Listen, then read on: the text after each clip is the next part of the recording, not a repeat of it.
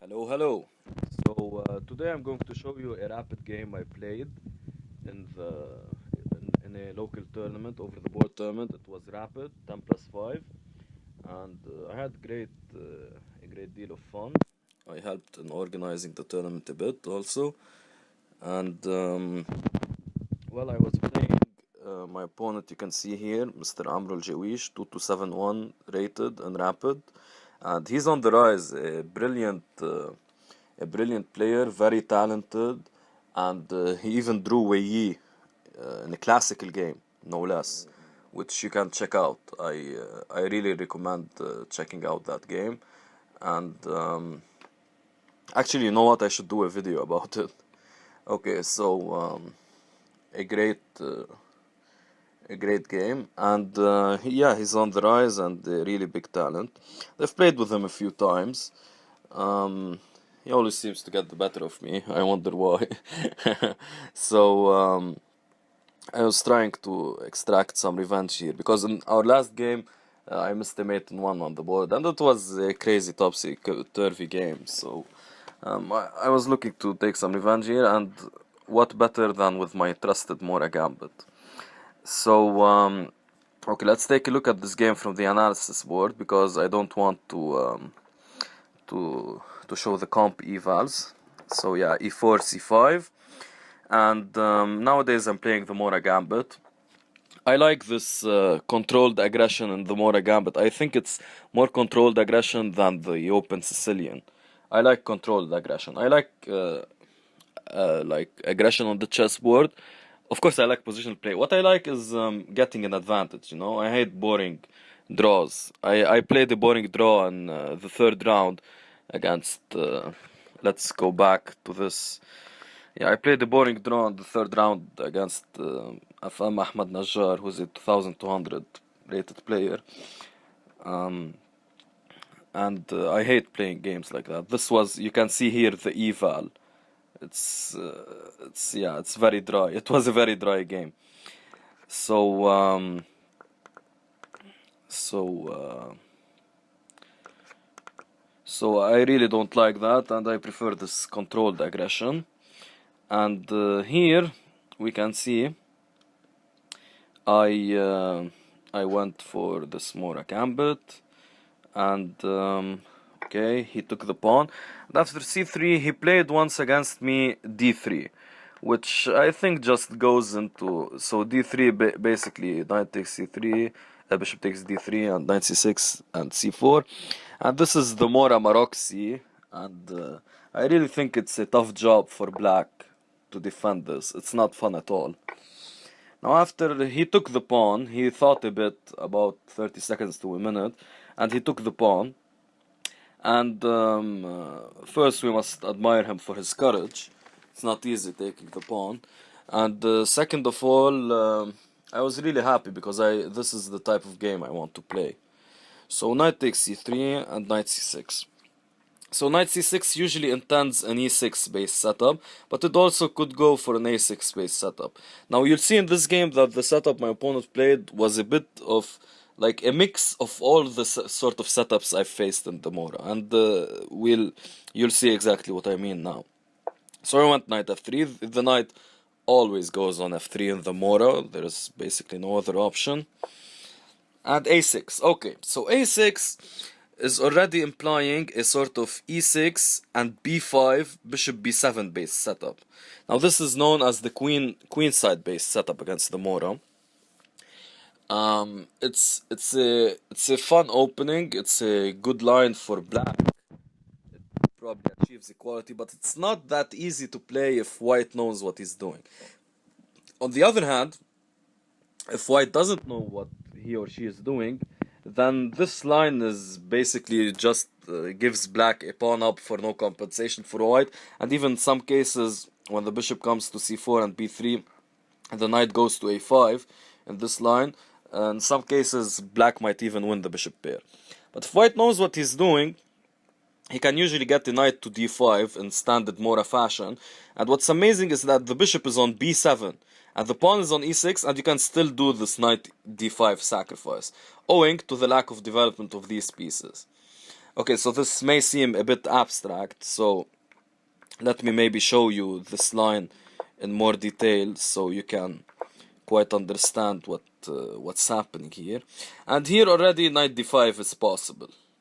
Alright, and also a4 and then say b4 knight d5 is also another line. Okay, so but my opponent goes for e6, so delaying b5, or that's what I thought, and I play castles. So it's already becoming like a mix of these two openings. So castles, and now d6. Now d6 goes into Scheveningen setup. Now the Scheveningen already here could be played by knight c6, knight f3, and now e6, let's say, and bishop c4, and now d6. Sorry, definitely not d5, although that's okay, it's not an interesting gambit, it's a crap gambit. So d6, and here castles, and commonly it's bishop e7 and queen e2, knight f6, rook d1, and now it's very important not to castle because e5 just wins. And okay, I won't go into that now. And now e5 to prevent white playing e5 is necessary. Okay. However, here my pawn goes for a6. Alright, so a6. Interesting. Okay, we already covered it. Interesting setup. And now it's d6. So he's going for a Scheveningen with a6. Alright, I thought. The common Morra plan against the Scheveningen is queen e2 and rook d1. Okay, fine, I thought. I'll just play it. And here if he goes b5, we'll venture into that queenside fianchetto line, but I already have my queen on e2, so knight d5 may gain a bit of strength. Okay, fine. My opponent goes for bishop e7. So he's still trying to play like Scheveningen. So a Scheveningen with a6. Interesting, I thought. Now, a Scheveningen with a6 is very interesting because I no longer have knight b5.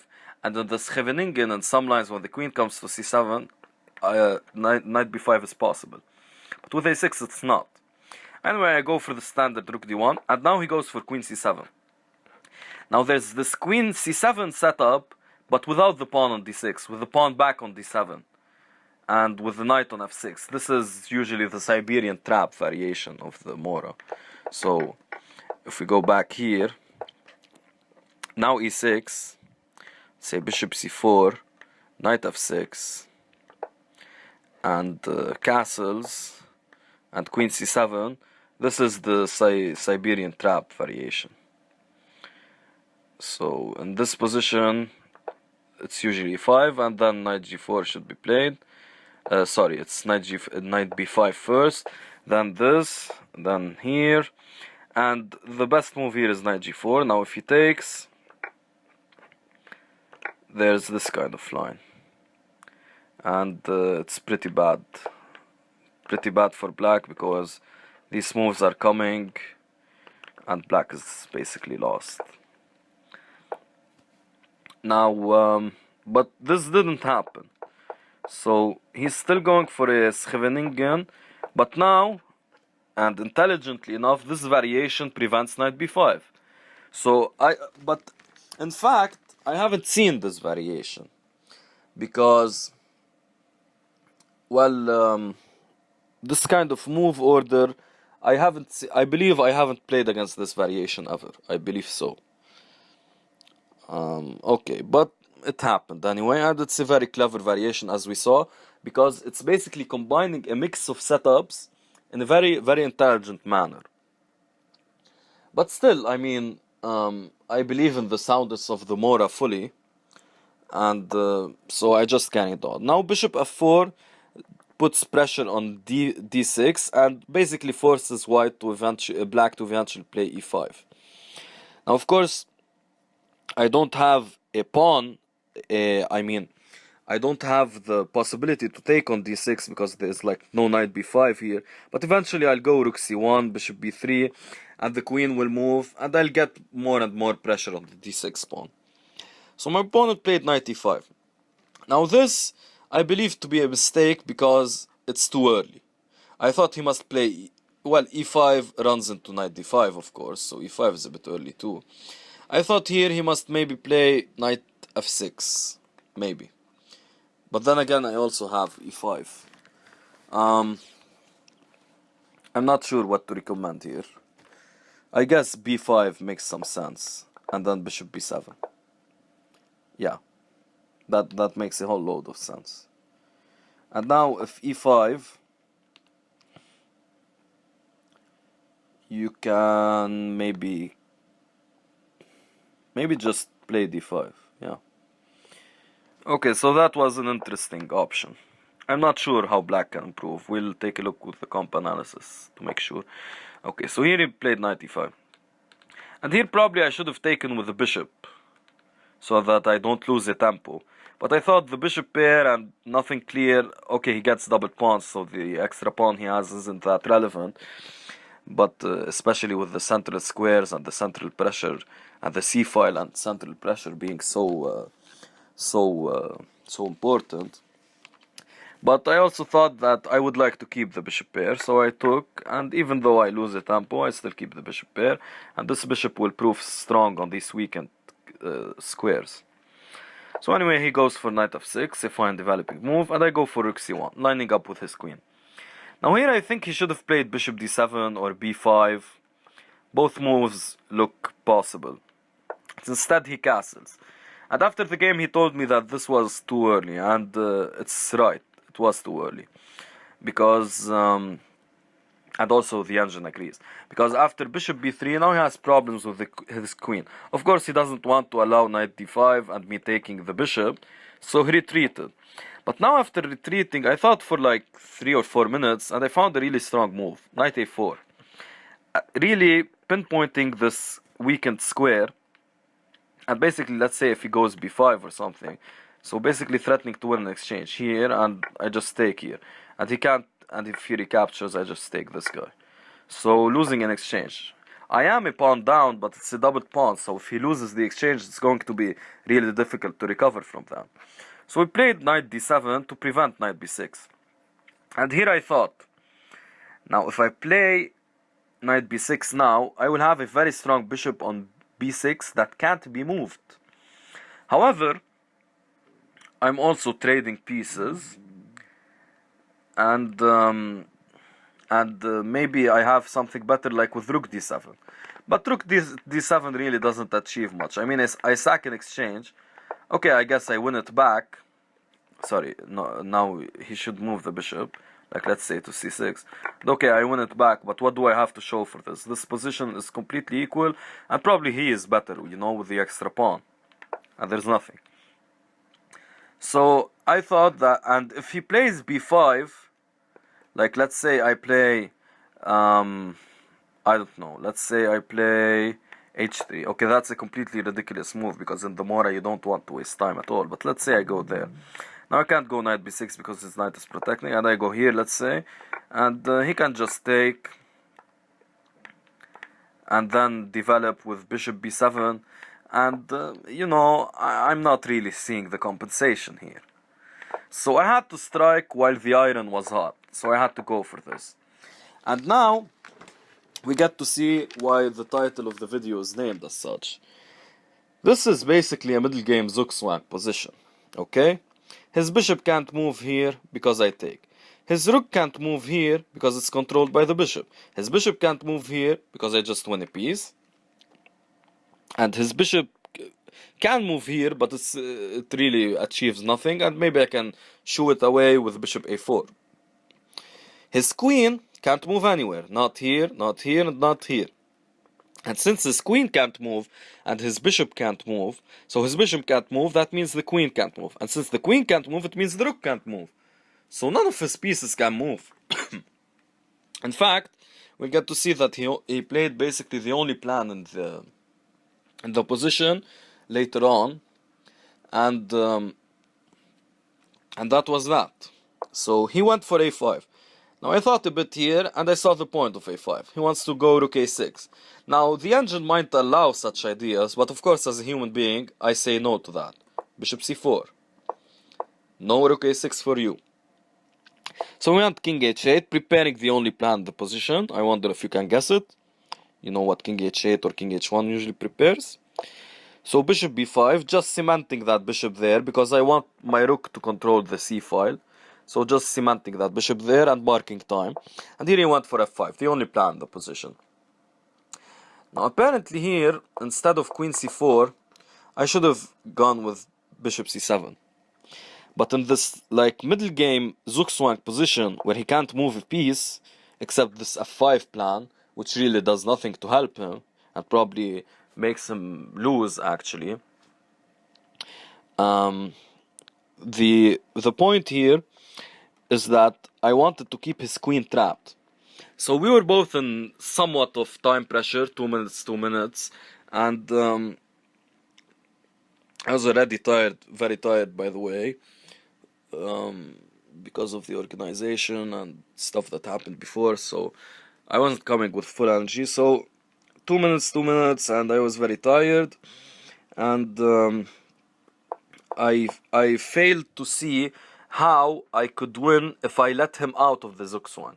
So he's in Zugzwang, but the problem is that if this rook, let's say, moves, then his queen gets out and I'm lost. Well, not lost, but I mean, or that's what I was thinking. I was in some deal of trouble because his rook will come out and his pieces will come out and he's a pawn up. It's a double pawn, granted, but I mean, the position will get chaotic a bit and out of control. So I thought that, no, I shouldn't do that. So I can't move this rook or this rook. Well, I can't move this rook, but where to? I mean, if this rook can't move, then I can only move here. And that's not much of help. And this bishop I can't move also. Well, it can move, but to what squares? It does nothing on these squares that it doesn't do here. Now this bishop is very important not to move because it's the one that's blocking b6. And it controls these squares. And also, of course, this bishop can't move, like, let's say, to a4. I mean, it could. Maybe the engine will find a way to win that.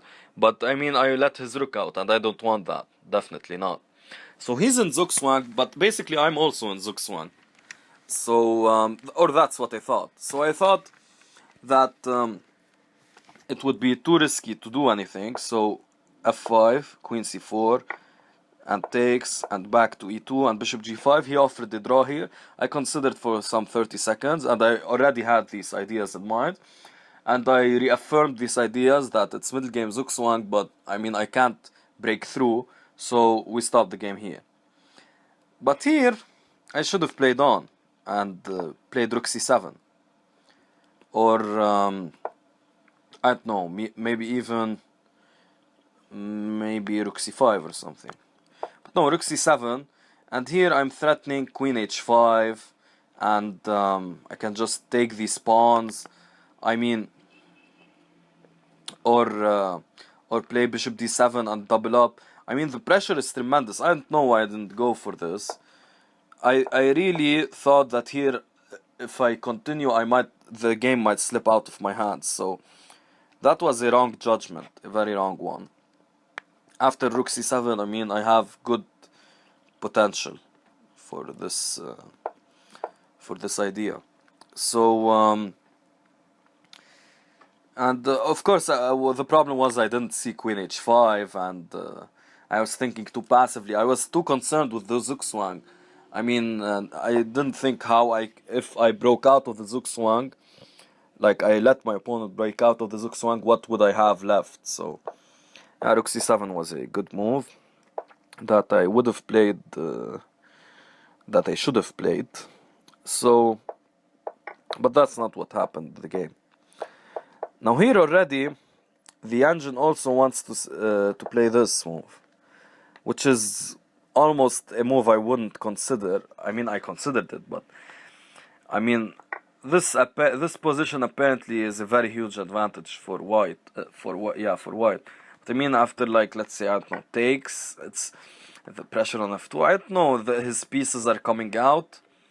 The engine, yeah, I will say it's completely winning, but not for a human who's concerned with Zugzwang and time pressure and all that stuff.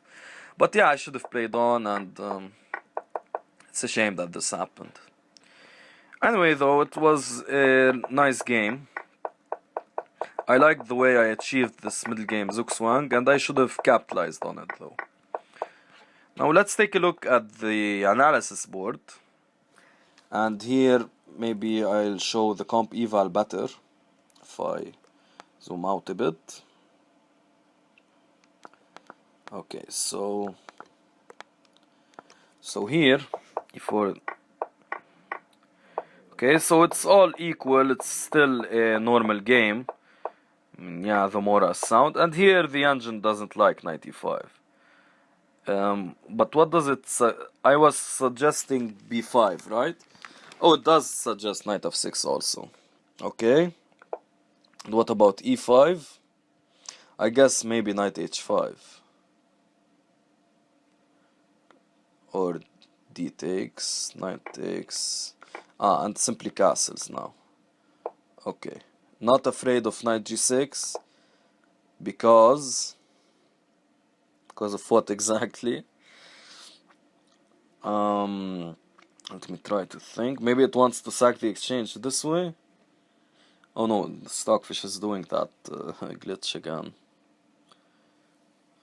So knight g6. What could the move be here? e5, let's say. And knight takes. And bishop d6. Okay. And okay, rook takes. Okay, so this was a potential line, I guess. Was my idea before with b5 wrong? Yeah, it seems to think it's too weakening.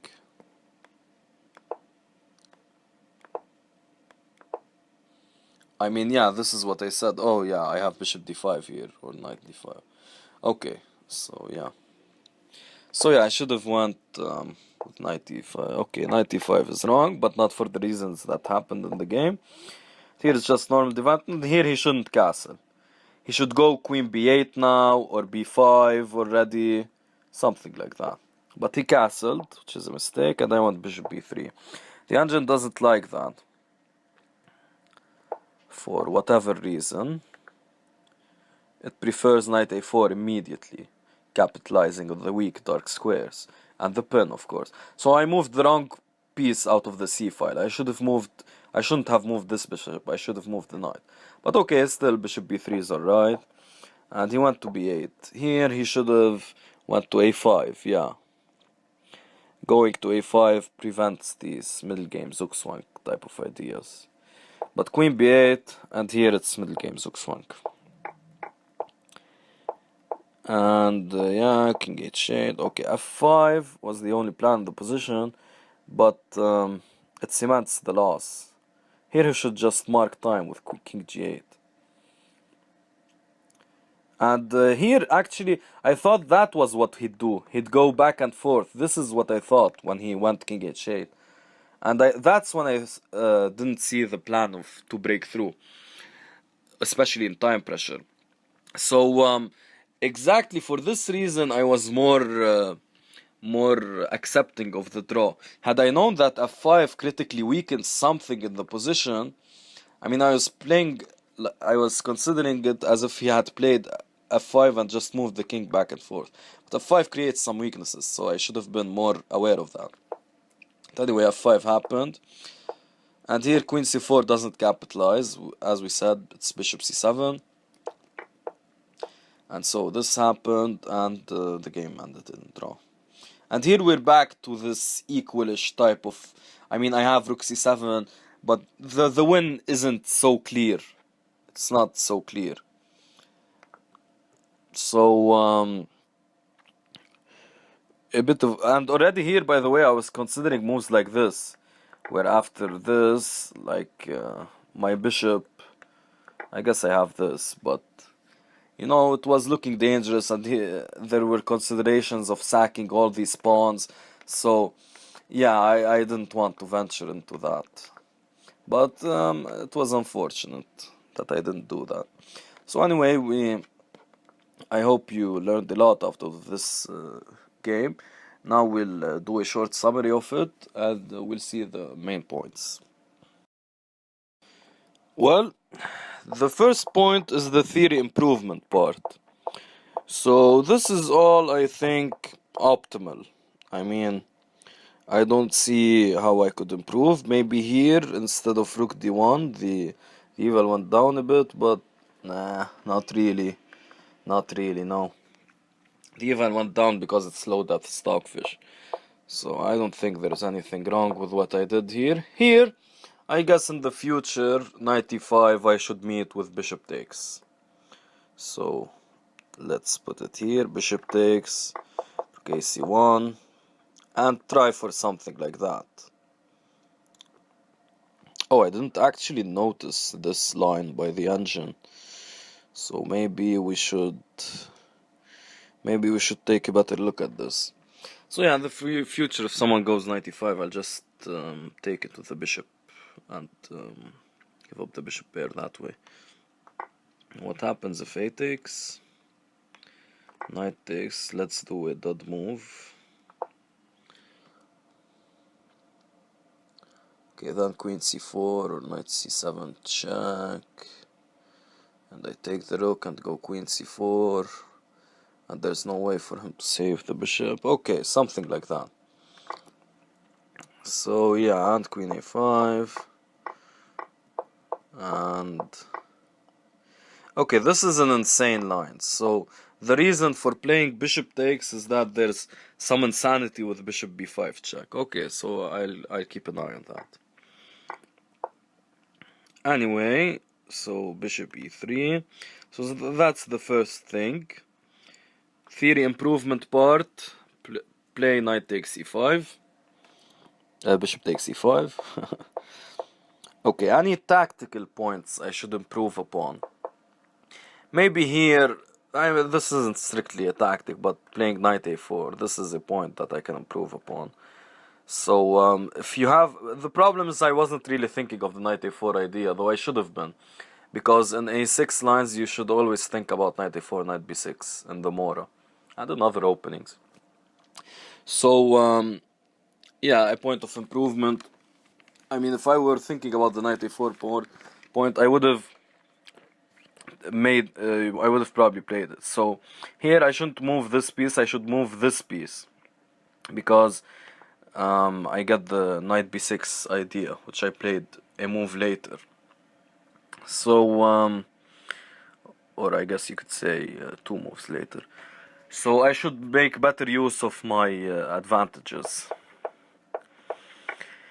And the third thing we can learn is here in the final position, not to accept draw offers when you're the weaker player. I mean, and also the fourth thing is not to get so, the reason I was thinking there's nothing here, there's like no advantage in this position or no way to break through.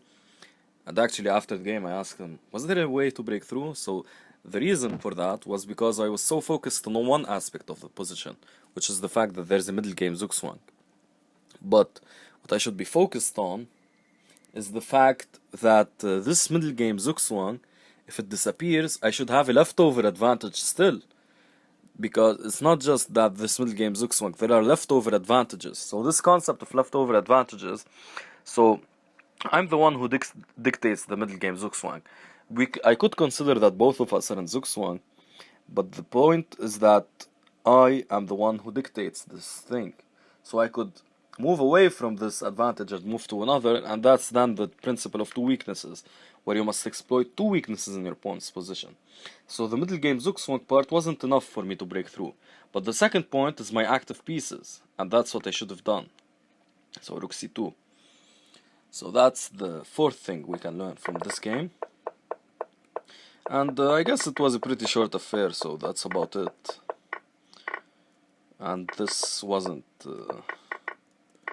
I should actually remove this, because this wasn't the game. So let's remove this from this public study. So I hope you got something out of this. And, well... I'll try to be more aggressive next time, I guess. Yeah, it was a very nice game, it taught me a lot. And cheers, guys.